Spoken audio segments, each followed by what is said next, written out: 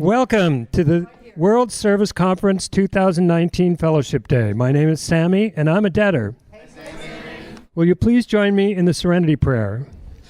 God, grant me the serenity to accept the things I cannot change, courage to change the things I can, and the wisdom to know the difference. This workshop topic is steps 1, 2, and 3. Hi, I'm Philip. I'm a debtor. And I'm really grateful to be here. Very grateful to be in DA, and just really honored to be part of this fellowship day at the conference and to see so many faces not from LA. It's really wonderful. The steps 1 through 3. 1, I admitted I was powerless over debt, that my life had become unmanageable. 2, came to believe that a power greater than myself could restore me to sanity. And 3, made a decision to turn my to turn my will and my life over to the care of God as I understood God.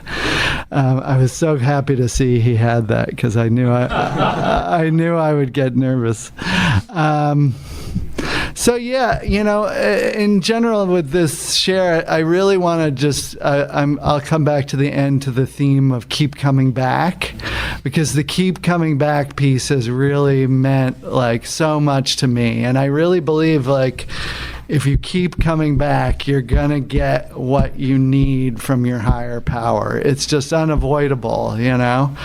I've been in DA for 16 years.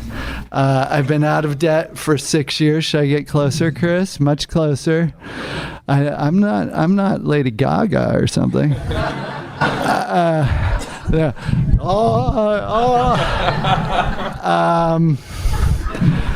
And I really do feel that like coming into DA for me really embodied that idea of the first 3 steps. And I even though I've been out of debt for 6 years, I know I still need to be here. You know, I'll tell you more about this, but I came into DA in intense anxiety, and I had been fired from a job, and I did not know what I was going to do. And in the last 2 weeks, I took a very highly coveted job in that same field that I was fired from 16 years later. And when I was trying to decide whether to take that job, I had extreme anxiety. It's the stuff underneath for me that I really need healing and care for. And when I come into DA, I realize that I am not alone. I have support and care of others and wisdom of others. And even though I have anxiety, it doesn't control me, and I can keep going to my next action, my next contrary action. And I get unlimited support around that. And just going back into the past, I was at 13 the paper boy who couldn't make heads or tails of those little tickets, and like bought a waterbed like my first month and had no money to pay for the papers at the end. I was definitely that guy. It makes for a good DA story. But, at the core of my, what brought me to these rooms is, I did have stuff in my family. My sister was hospitalized for psychiatric reasons when I was growing up. And that was like a really central, intense focus of my family, And I just really I was terrified that people would think there was something wrong with me. And also I saw there was so much going on with others. Like, I didn't want to cause any more problems. So the lesson for me was like, I have to present a perfect exterior. And I just internalized everything. I internalized feelings. Later, I would come out as bisexual, but like, I could not handle that as a teenager growing up, and I could not handle, and I had a lot of internalized negative feelings, and I could not handle it. So I just presented that everything was fine. Don't worry about me, happy-go-lucky kind of guy, you know. Thank you. And they bought it, you know. Like, I actually remember a therapist saying, like, we're really worried about him, and like, I was able to be like, I don't know what they're talking about, you know. And my parents didn't. He's fine. And I got into filmmaking and that type of stuff, so I was creative. But that is at the core of, like, I don't know, I didn't know how to reach out for help. You know, I didn't know how to deal with money. And I did not want to, like, it was a matter of survival that I didn't reach out for help, you know?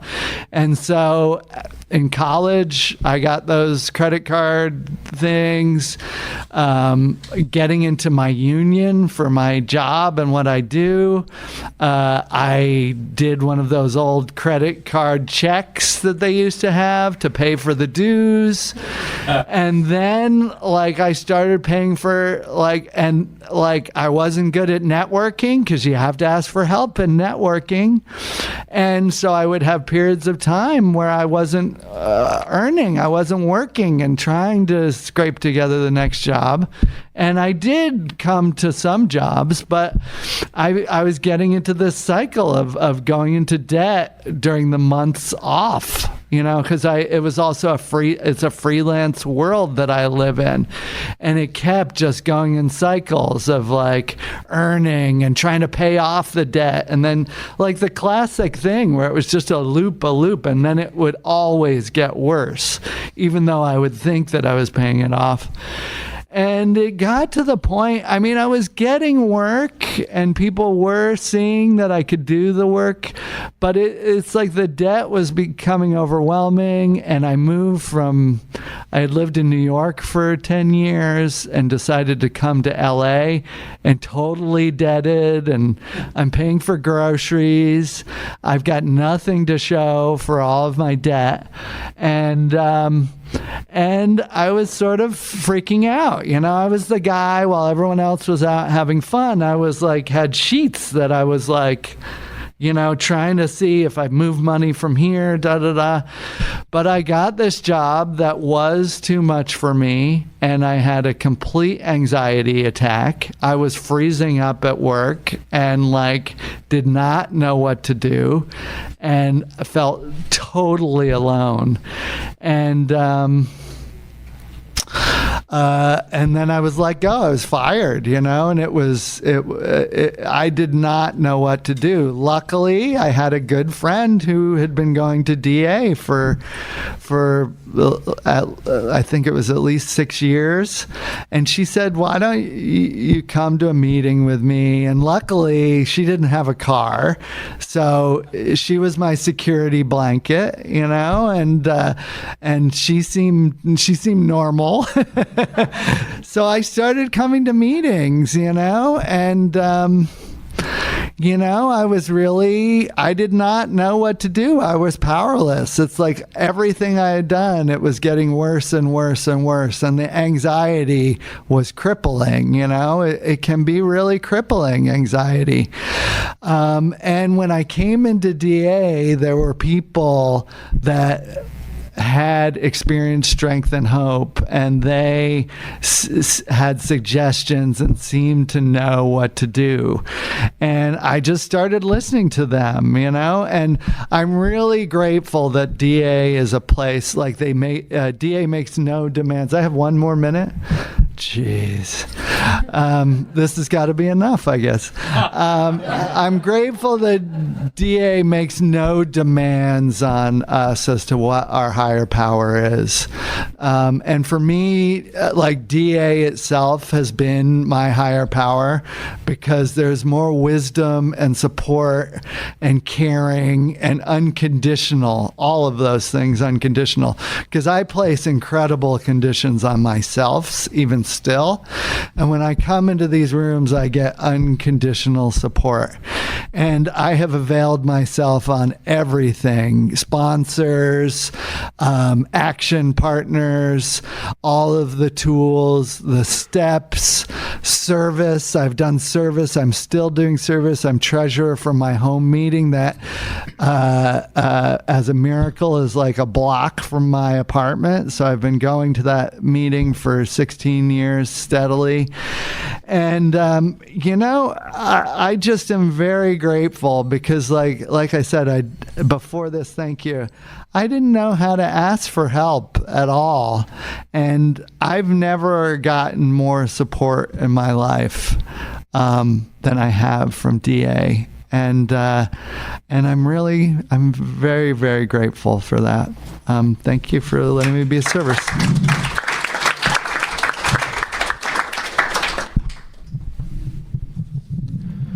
All right. Good morning, everybody.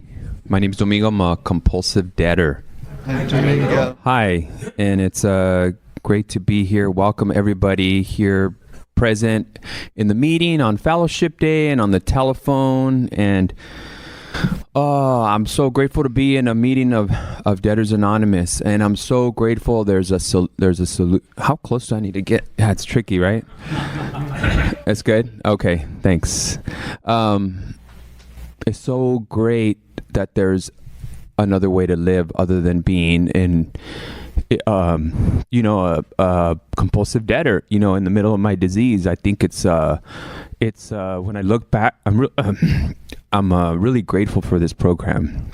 And I'm grateful that, one day at a time, there's a way not to live, with all the effects of this disease. It's a horrible disease. There's a lot of, like it's been said before, a lot of turning for me inward, hurting myself, not understanding anything about self-care, not understanding that I'm people too, thinking of myself as some other type of person that, abundance and good things are for others, but not for me. Living in constant chaos and anxiety over not just money, over I can pretty much anything. So I'm just grateful. There's a solution. There's another way to live. And I just remind myself every day about that. So, all right. So I'll do it in chronological order, just so that I'll try. I always say that, but we'll see. We'll see. Okay, so I welcomed everybody. So step one, I will say, talk a little bit about what got me into these rooms. I did come. This is my second program. I do 3 programs. I won't mention them other than to say that I need help with money, food, and relationships. And so, and those were my top 3. And this was the second one. And in my first program, I saw the positive effects. I'd never actually, really experienced 12 steps, and my sponsor taught me through the big book, worked me through the big book, and he said, this big book can help you solve any problem that you have. And so I heard that, and 6 months later, after seeing positive results, I said, I need help with this money thing, because I had done a geographic. Well, prior to coming in and doing that geographic, I had lived in my car for a year and a half, and everything that comes along with that, having to bathe and, in different places, and it all seemed I had a plan. And of course, this plan's going to work. This is how I was going to do it, simply. And it was all because I didn't want to give up spending money on something else. I continually got evicted. I had rent, that was as cheap as $300, for here in this area in LA. That's very reasonable. And and I couldn't make that. I couldn't make that. And I'd have to go to my brother who made less money than I did. And I've been an overworker, workaholic, whatever you want to call it. And I don't, there's a tool or a signpost that says, dating, I'm jumping all over the place. Let me chill out. Dating is about giving more than I get. It's not an even exchange. It could be in relationships, and it's career decisions, and financial transactions. That's what So I can have a lot of money and still be dating if I'm, making these decisions where I'm putting myself behind and I'm or acting out of fear, right, and not trusting. So somebody's I've always made enough money to take care of myself, but I've got to go in there and work harder and sacrifice and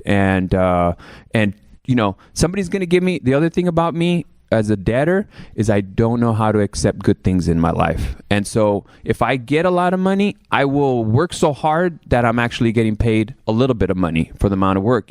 I'll make something good. I will waste it, burn it. If it's energy, if it's time, if it's money, any type of resource, I'm gonna just blow through it and get it out of my life as fast as I can, and that's what I did. And so I couldn't afford just, a payment, any type of payment. And I didn't trust myself. Thank you. Wow, that does go fast. I couldn't trust myself to sign a contract because I couldn't sign another contract because I wasn't going to do it. I couldn't do it. People were lucky. Okay, when I signed a contract, I was early for the first payment. There I was. I'm going to do it. Here I am. I'm early. Look at me. Proud of myself. Second one, it was either, on the date or a little bit late, but okay, there's hiccups. Life happens. You never saw the third payment. You never saw the third payment, and that was it. Go into hiding, avoiding, and I didn't have long years of dealing with and moving stuff. I did move stuff around and bounce checks and all that, but I just crashed and burned really fast, and that was kind of I built up like all the credit that I owed like super fast within a couple of years, and then they wouldn't give me any, and I just waited it out, in 7 years they're going to clear everything, so I'll just wait 7 years, and and that's kind of, those are the decisions that I was making. My disease, not go ask for help. Asking for help was illegal. It wasn't good character to ask for help, etc. So what else? So that's step one, is admitting that I need help, and I started in all kinds of ways, and ultimately I came here and did what I thought, did what I'd heard, or I'd been taught what worked. Hey, get a sponsor, work the steps, and be of service, work the traditions, in my life, and practice those in all my affairs to the best of my ability. And I did that, and it started working, and it was scary. I couldn't open up my mail. My mail probably didn't even bring it. They're like, he's not going to open up his mail. We're just going to keep it at the post office till he comes pick it up. It had been a long time. People had been saying, hey, I sent you a letter. Did you get my letter? We invited you to something. I'm like, I don't know. There's a problem with my mail. The problem was me. I wasn't checking my mail. There were bills, it was probably full of red, letters with red something. Interestingly enough, so that was like the first thing I did. I got my sponsor. I said, I can't open my mail. She said, you're going to bookend, you're going to call me every day. You're going to say, I'm going to open my mail. You're going to open up your mail, then call me and say, I opened up my mail. And if you need any help with dealing with anything. Interestingly enough, yeah, it was all those checks. It was all those late due notices. I didn't think something was due until I got the final, oh, okay, now it's due, now it's due. That was kind of that's how I lived, turning my key. Is the light going to be on today? Maybe they usually turn it off, 4 days after is it going to be on? Is it going to be not on? And I had money to pay these things, but this is the disease, it didn't matter. It didn't matter. Totally unorganized living, living on E, my tank, getting up, being late for something. I'm not going to have enough time to share all this. How much time do I have? Like a minute? A minute and 44 seconds. All right. So anyways, that was my life, but that was the first step. I'll talk about the three main things. First of all, step 1 is super depressing for me if there's not step 2. And thankfully there's step 2. I'm powerless because my life is unmanageable. I lived in there, and if I have to say, if you're living in there, remember there's a step 2 and get to it. I guess, I don't know. I lived like a year depressed because I was in step 1, but forgetting there was more to go. And there's step 2. Hey, a power greater than myself can restore me to sanity. I started seeing that, and believing that, and doing the steps necessary. And then 3, developing a relationship with the power greater than myself. I think that was the right step. Let's see. Yeah, made a decision to I'm going to step 11. Made a decision to turn our will and our lives over to the care of God as we understood Him. That's been the prize of the program, right? My step 1, if I had to whittle it down today, I would say, my step 1 is there's no silver bullet. Stop looking for it. You know what I mean? It's just for today. It's small human acts. It's all I've done in this program is small human acts, and let my higher power make miracles out of it. And do it. I try to practice consistency, organization, but yet they're all just tools. It's just things to assist me, but not ultimately the answer. And I will say that's the prize of the program. Having a relationship with a power greater than myself that can restore me to sanity, is taking care of me, that breathed us all into existence out of sheer love. And I get to just work the steps so that I can have a happy, sane, joyful life, and I'm grateful for that. Thanks. Okay, in closing, we would like to remind you that in Debtors Anonymous, we practice Tradition 12, which is the principle of anonymity. This assures us the freedom to express ourselves at meetings and in private conversations without fear that our comments will be repeated. We keep what is shared at meetings confidential. As we work the steps and practice DA's traditions and concepts, we are reminded that recovery is possible and that we are all here for a common purpose, to recover from compulsive debting one day at a time. Please form a circle and join me in closing the workshop with the Serenity Prayer. God, grant me the serenity to accept the things I cannot change, the courage to change the things I can, and the wisdom to know the difference.